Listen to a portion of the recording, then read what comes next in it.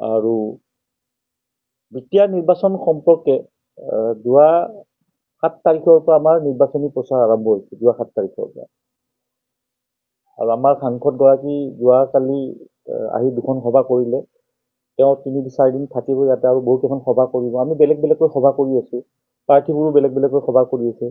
ঠিক তেনেকুৱা আমাৰ 20 তাৰিখলৈ এক দীঘলীয়া কাৰ্যসূচী আছে আৰু 20 তাৰিখৰ ভিতৰত আমাৰ পশ্চিমবংগৰ পৰা ষ্টাৰ কেম্পেইনাৰ চাইনী ঘোষ সাংসদ ডাঙৰীয়ানে তেওঁ আহিব আৰু কিছু সংখ্যক আহিব। আমি তেনেকুৱা ধৰণৰ ধৰি লওক কোকৰাঝাৰতো দিব লাগিব, ওদালগুৰিতো আমি তেনেকুৱা ডাঙৰ ৰাজহুৱা সভা দিব লাগিব। সেইধৰণে আমাৰ পৰিকল্পনা চলি আছে। এতিয়া ক'ব যাওঁ খুব গুৰুত্বপূৰ্ণ কথা যে এইবাৰ বিটিআৰ নিৰ্বাচনটো খুব আকৰ্ষণীয় ৰূপ লৈছে। যোৱা 7 তাৰিখৰ পৰা মই বিভিন্ন কোকৰাঝাৰ জিলাৰ অন্তৰ্গত বিভিন্ন সমষ্টিত আমাৰ চৰাইবিল, তাৰপিছত কচুগাঁও, পৰ্বতযোৰা, ফকিৰাগ্ৰাম, জমদুৱাৰ, তেনেকৈ মই প্ৰায় 6-7টা সমষ্টিত মই নিৰ্বাচনী প্ৰচাৰ কৰিলোঁ দলীয় প্ৰাৰ্থীৰ লগত থাকি। কিন্তু ৰাইজৰ এইবাৰ চিন্তাধাৰাবিলাক অলপ সুকীয়া। আৰু আমি এইবাৰ তৃণমূল কংগ্ৰেছে 18গৰাকী প্ৰাৰ্থী, 19গৰাকী প্ৰাৰ্থী দিছোঁ, তাৰে 14গৰাকী ৰিজাৰ্ভে। আমি 4গৰাকী জেনেৰেল কাষ্টৰ, বাকী 2গৰাকী নন এছ টি, টোটেল আমি 19গৰাকী প্ৰাৰ্থিত্ব দিছোঁ।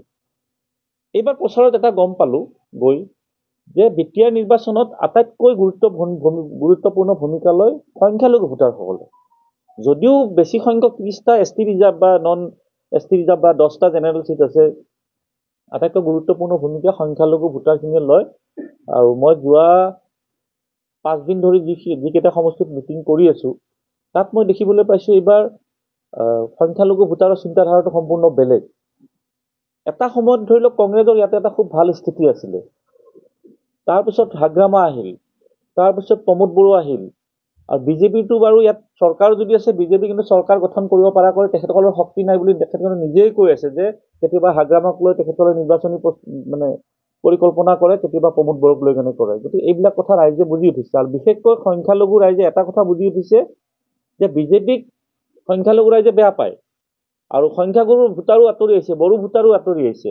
কিন্তু সংখ্যালঘু ভোটাৰে এটা কথা বুজি পাইছে যে বিজেপিক বেয়া পাই যদি আমি হাগ্ৰামা বা আমি ইউ পি পি এলক ভোট দিওঁ, তেতিয়াহ'লে বিজেপিৰ সহায় হ'ব। আৰু কংগ্ৰেছৰ কথা বিটিআৰত কৈ এইকাৰণে লাভ নাই, কাৰণ ধুবুৰীৰ যিবিলাক ইনচিডেণ্ট উচ্ছেদ হওক বা যিধৰণে চৰকাৰখনে হাৰাশাস্তি কৰি আছে, কোকৰাঝাৰৰ সংখ্যালঘু ভোটাৰসকলে ভয় খাই আছে। তেখেতসকলে মিটিঙত সভাত স্পষ্টকৈ কিছুমান কথা কৈছে যে আজি বিজেপি আমাক কষ্ট দি আছে, বিজেপিৰ কাৰণে আমি কষ্ট পাই আছোঁ, ভয় খাই আছোঁ, তাৰ কাৰণে কিন্তু সমানে জাগৰীয়া কংগ্ৰেছ।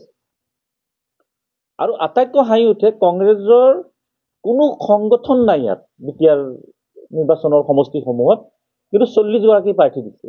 40গৰাকী প্ৰাৰ্থী দিয়াৰ একমাত্ৰ কাৰণ এইটোৱে যে তেখেতসকলে সংখ্যালঘু ভোটবিলাক ভাগ ভাগ কৰিব, অকণমান নিজে ল'ব, অকণমান কংগ্ৰেছ দলতো বিজেপিৰ সকলো মিলি আছে গম পায়ে, অকণমান হাগ্ৰামাক দিব, অকণমান ভোট ইউ পি পি এলক দিব, আৰু ভাবিছে যে টি এম চিও এটা ভোট লৈ গ'লে আমাৰ বিকাশ সুবিধা হ'ব। মানে বিজেপিয়ে ভাবিছে সুবিধা হ'ব, কংগ্ৰেছে সহায় কৰি আছে, যাৰ বাবে ইয়াতে কংগ্ৰেছৰ আপোনালোকে কিবা সভা দেখিছে নেকি? নাজিলৈ কংগ্ৰেছৰ সভা এতিয়ালৈ দেখিছে নেকি আপোনালোকে কোনোবা এই মুহূৰ্তলৈ?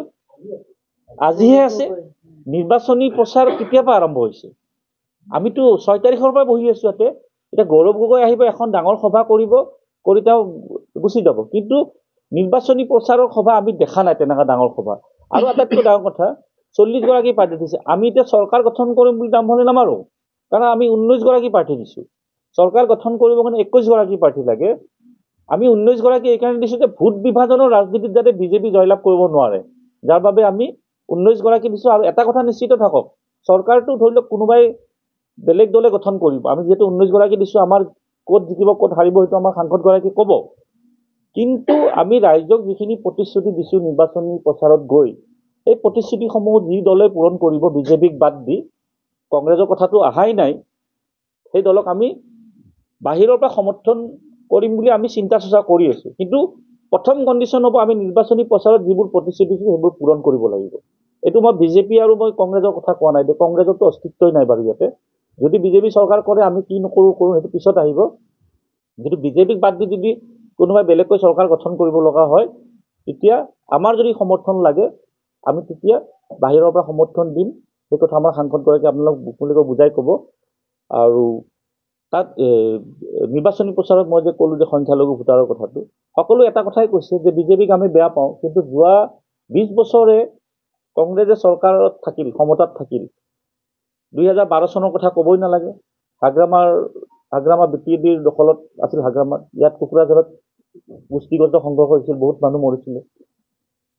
NRCৰ কথা কৈছে, ডিটেনশ্যন কেম্পৰ কথা কৈছে, যে ডিটেনশ্যন কেম্প বনাইছিল কংগ্ৰেছে আৰু বিজেপি আমাক হাৰাশাস্তি কৰি সোমোৱাই আছে ডিটেনশ্যন কেম্পত, কিন্তু সৃষ্টি কৰিছে কংগ্ৰেছে। NRC আধৰুৱা কৰিছে কংগ্ৰেছে। আৰু আটাইতকৈ ডাঙৰ কথা, এই যে উচ্ছেদ সম্পৰ্কে যিবিলাক বাতৰি আহি আছে ধুবুৰীৰ পৰা, সেইটোক লৈ ভীতিগ্ৰস্ত হৈছে সংখ্যালঘু ৰাইজীয়াৰে। তেখেতসকলে এটাই কথা কৈছে যে যদি কংগ্ৰেছে ক্ষমতাত থকাত আমাক যদি মাটিৰ পট্টাখন দিলে হয়, আজি আমি ভয় খাই থাকিব নালাগিলে হয়।